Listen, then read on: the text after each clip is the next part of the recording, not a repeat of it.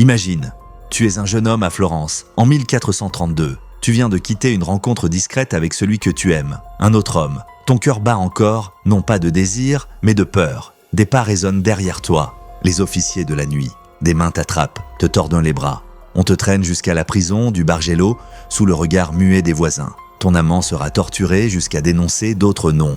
Toi, tu affronteras le strappado, suspendu par les poignets, les épaules arrachées, les os qui craquent. Et si tu survis, il restera le bûcher. Ta famille te regardera brûler. Ce n'est pas une légende d'horreur. C'est un mardi ordinaire dans la Florence de la Renaissance où aimer la mauvaise personne signifiait sa propre destruction, méthodique et publique. Avant de plonger dans ces histoires oubliées de survie et de souffrance, si tu aimes découvrir les vérités cachées de l'histoire, pense à mettre un « j'aime » et à t'abonner pour ne rien manquer des prochaines vidéos et dis-moi en commentaire d'où tu m'écoutes.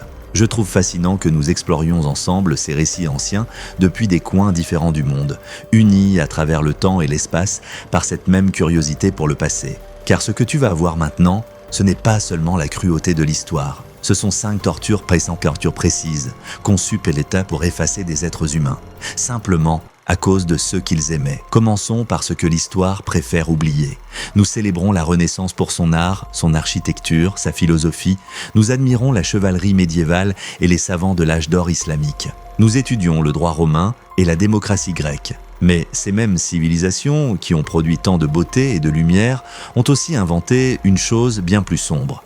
Une torture systématique, légalisée, conçue pour punir celles et ceux qui désiraient une personne du même sexe. Ce n'était pas la violence aveugle d'une foule ignorante, c'était une punition soigneusement pensée, inscrite dans la loi, justifiée par la religion, exécutée en public. Les tortures dont nous allons parler n'étaient pas des excès isolés, elles étaient la politique officielle de l'État, consignée dans les codes juridiques, documentée dans les procès, observée par des milliers de témoins. Les religions abrahamiques, le christianisme, l'islam et le judaïsme ont fourni la justification théologique. Le Lévitique parlait d'une abomination. Des théologiens chrétiens du Moyen-Âge, comme Thomas d'Aquin, affirmaient que cela violait la loi naturelle. Les juristes islamiques, eux, débattaient des châtiments précis à appliquer. Ce n'étaient pas des interprétations marginales, c'était la doctrine dominante, celle qui allait façonner les systèmes juridiques sur plusieurs continents pendant plus d'un millénaire. Mais les textes religieux, à eux seuls, n'ont pas bâti les chambres de torture. Ce sont des êtres humains qui l'ont fait. Des juges qui prononcèrent les sentences, des bourreaux qui exécutèrent les ordres, des foules qui venaient regarder, des familles qui dénonçaient leurs propres enfants, des voisins qui signalaient un simple soupçon. La violence n'était pas accidentelle. Elle reposait sur une mécanique collective, sur l'accord tacite d'une société entière, convaincue que certains êtres méritèrent la destruction pour le simple crime du désir. L'ampleur est presque impossible à concevoir. Les estimations les plus prudentes parlent de dizaines de milliers d'exécutions rien qu'en Europe, entre le Moyen-Âge et l'époque moderne. Des milliers d'autres dans le monde islamique. Et d'innombrables victimes torturées, emprisonnées, exilées ou poussées au suicide. Chaque chiffre représente une personne, un nom, une vie, un amour que la société a jugé digne d'être anéanti. Ce qui suit, ce sont 5 tortures précises, utilisées encore et encore à travers les siècles et les cultures. Pas les plus atroces qu'on puisse imaginer, mais les plus courantes, les plus légales, les plus systématiques. Les comprendre n'a rien à voir avec le sensationnalisme. C'est une façon de refuser que l'histoire se purifie elle-même, de refuser qu'on oublie ce qu'elle a infligé à ceux dont le seul crime était d'aimer.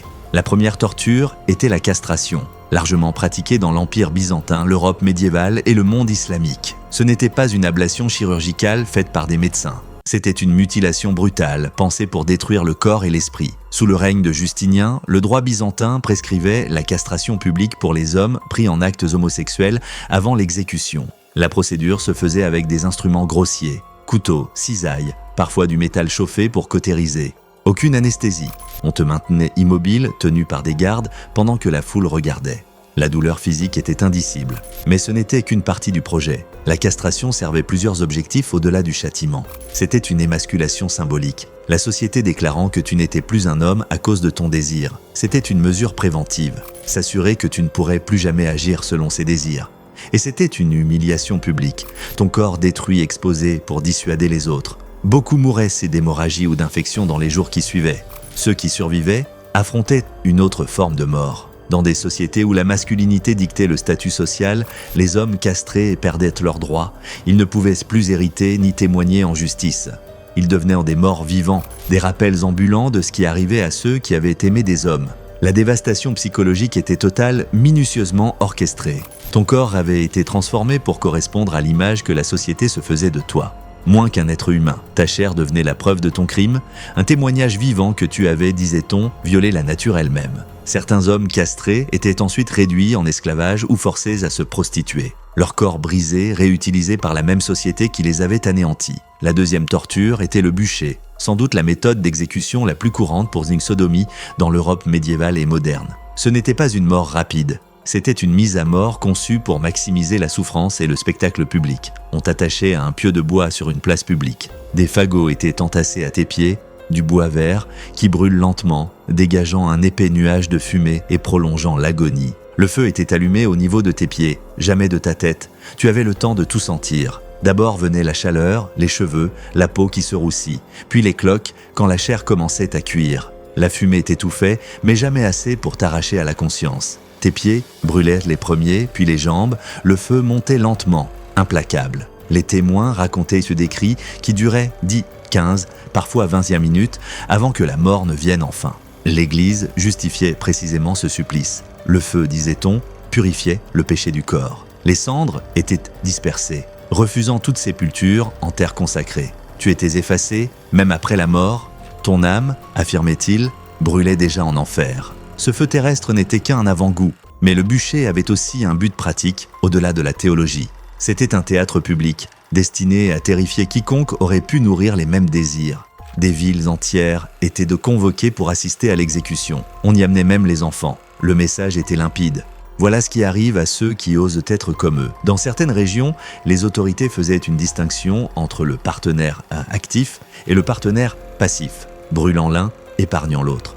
Cela engendrait des scènes atroces où des amants étaient contraints de témoigner l'un contre l'autre, promis à une peine plus légère s'ils trahissaient la personne qu'ils aimaient. La torture n'était pas seulement physique, elle était aussi relationnelle, elle brisait les liens avant de briser les corps. La troisième torture était l'ensevelissement vivant, largement utilisé dans certaines juridictions islamiques et dans quelques régions d'Europe. Selon certaines interprétations de la loi coranique, les hommes surpris dans des actes homosexuels pouvaient être enterrés vivants selon des méthodes précises. La manière variait selon les régions. Parfois, on te forçait à descendre dans une fosse et l'on empilait des pierres au-dessus de toi, t'écrasant lentement sous leur poids. Ailleurs, on t'enterrait jusqu'au cou, te laissant mourir d'exposition, de déshydratation ou d'étouffement, au fur et à mesure que le sable se déplaçait. L'exécution pouvait durer des heures, parfois des jours. Ce qui rendait ce supplice particulièrement cruel, c'était le temps qu'il offrait à la conscience. Enfoui jusqu'au cou, incapable de bouger, tu avais des heures pour penser à ton sort. Le soleil tapait, la soif s'installait. Ton corps se tordait de crampes à force d'immobilité. La mort venait lentement, par un mélange d'exposition, de déshydratation et d'épuisement. La torture psychologique égalait la torture physique. Tu voyais encore le monde que tu allais quitter, le ciel, les passants, la vie qui continuait sans toi. Tu ne pouvais pas parler sans avaler de la terre. Tu ne pouvais pas bouger. Tu ne pouvais rien faire d'autre qu'attendre la mort, tandis que le monde te regardait lentement disparaître. Certaines régions ajoutaient des raffinements macabres. On enduisait ton visage exposé de miel pour attirer les insectes. Des fourmis, des mouches, parfois des guêpes te tourmentaient pendant que tu attendais de mourir. Les passants étaient encouragés à te jeter des pierres à la tête ou à te cracher dessus. Tes dernières heures devenaient une participation collective à ta destruction. Ce supplice était aussi choisi pour des raisons religieuses. Selon certaines interprétations, certains pécheurs ne devaient pas être tués par l'épée, jugés trop honorables. L'ensevelissement vivant représentait une mort dégradante pour un péché considéré comme dégradant. La quatrième torture était le strappado, largement utilisé pendant l'Inquisition espagnole et dans les cités-États italiennes pour interroger sur la sodomie. C'était une méthode d'interrogatoire par dislocation systématique. On te liait les mains derrière le dos, une corde attachée à tes poignets passait par une poutre au plafond, on te hissait dans les airs par les bras, tout ton poids tirant sur des épaules tordues en arrière. La douleur était immédiate, écrasante. Tes épaules se déboîtaient presque instantanément, les ligaments se déchiraient. Tes bras donnaient l'impression d'être arrachés à ton corps. Mais ce n'était que le début. L'interrogateur te laissait tomber brusquement, arrêtant la corde juste avant que tu ne touches le sol. Le choc déboîtait d'autres articulations, fracturait des os, déchirait des muscles. On recommençait, hisser, lâcher, jusqu'à ce que tu avoues ou que tu perdes connaissance sous la douleur. Entre les séances, on te laissait suspendu, les épaules en feu, les bras inutiles. Certains hommes tenaient des heures, d'autres cédaient en quelques minutes, confessant n'importe quoi pour que cela cesse. Mais l'aveu signifiait encore plus de torture. On t'obligeait à donner des noms, amants, amis, toute personne soupçonnée. L'Inquisition avançait ainsi par réseau. Chaque homme brisé fournissait des noms qui entraînaient d'autres arrestations, d'autres supplices, élargissant la toile de destruction. Ceux qui survivaient au strappado gardaient souvent des séquelles irréversibles.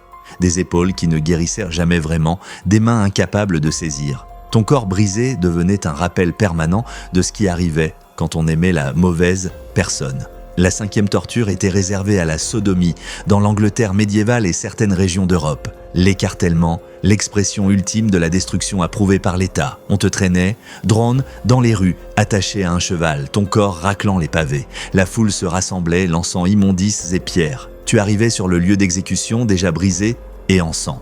Puis venait la pendaison, mais pas jusqu'à la mort. On te suspendait jusqu'à ce que tu sois presque inconscient, puis on te coupait. Alors que tu étais encore vivant, encore conscient, le bourreau procédait à l'émasculation et à l'éventration. Tes organes génitaux étaient tranchés, ton abdomen ouvert, tes entrailles tirées sous tes yeux. Enfin venait l'écartèlement. Ton corps était attaché à 4 chevaux, chaque membre relié à une corde. Quand les chevaux avançaient, ton corps se déchirait littéralement. Ta tête était tranchée et plantée sur une pique. Tes membres, envoyés dans différentes villes, servaient d'avertissement. Ce n'était pas une simple exécution, c'était une annihilation totale. Ton corps était détruit si complètement qu'il ne restait rien à enterrer. Tu étais effacé physiquement, dispersé, ton identité dissoute dans l'horreur, une terreur destinée à dissuader quiconque d'aimer comme toi. Le crime n'était pas seulement la sodomie. Souvent, on y ajoutait l'hérésie ou la trahison des chefs d'accusation qui permettaient lire la brutalité maximale. Ton amour devenait une offense à Dieu et à l'État, puni par la violence la plus extrême que la société pouvait infliger. Ces 5 tortures n'étaient pas des anomalies historiques. Elles étaient la norme juridique documentée dans les archives officielles appliquées par des autorités légitimes pendant des siècles. Les registres de Florence, à eux seuls, mentionnent des milliers d'enquêtes pour sodomie entre 1432 et 1502. Les archives de l'Inquisition espagnole recensent dans des centaines d'exécutions pour les mêmes actes, et les tribunaux islamiques médiévaux en documentent d'innombrables autres. L'impact psychologique allait bien au-delà des victimes directes.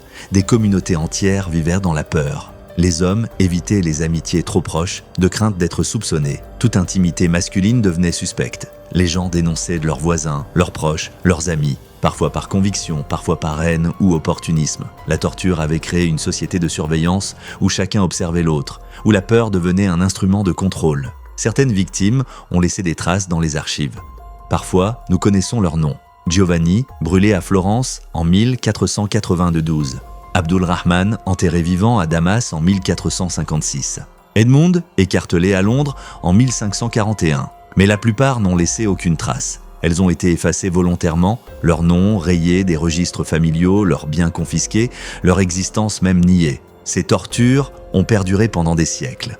La dernière exécution pour sodomie en Angleterre date de 1835. Dans certaines régions islamiques, les lois autorisant ces châtiments sont restées inscrites dans les codes juridiques jusqu'au XXe siècle. Et même après la fin officielle des exécutions, la violence sociale a continué, et continue encore. Les schémas forgés par des siècles de torture légalisées ont façonné des mentalités qui, aujourd'hui encore, n'ont pas entièrement disparu. Ce qui rend ces récits si obsédants, ce n'est pas seulement la cruauté physique, c'est le fait que les civilisations que nous célébrons pour leurs accomplissements, l'Italie de la Renaissance, l'âge d'or islamique, la chrétienté médiévale, ont utilisé leurs cadres juridiques et religieux les plus raffinés pour justifier la destruction de personnes simplement parce qu'elles aimaient.